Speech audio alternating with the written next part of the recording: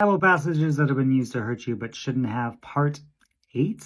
There's going to be way too many of these. There's a significant portion of the church that believes that women are not allowed to teach. Maybe they can teach kids or other women, but they can't have authority or teaching authority over men. And they excuse this gender discrimination based off of 1 Timothy chapter 2, where Paul is telling Timothy, I do not permit a woman to teach or to have authority. Now, if you have a sort of the Bible says it, that settles it view of biblical inspiration and authority, that's the end of the ballgame.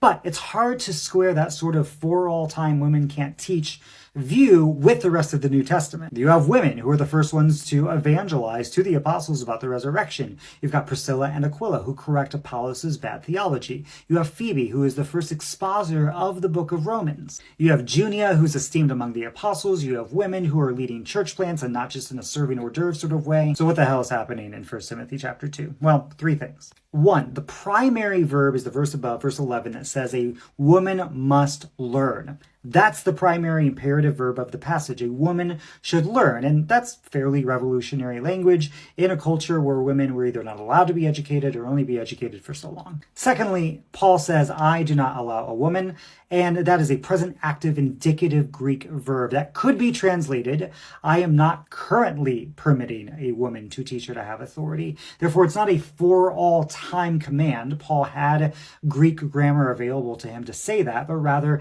a time limited command about a woman who is learning should not be currently teaching or assuming authority. Thirdly, that word authority in verse 12 is the Greek word authentane, and it's used entirely once in the whole New Testament.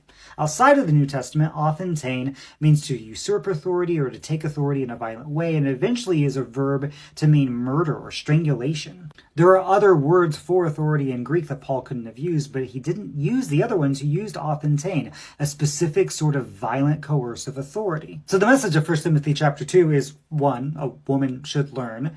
2 is a present condition, not a for all time condition.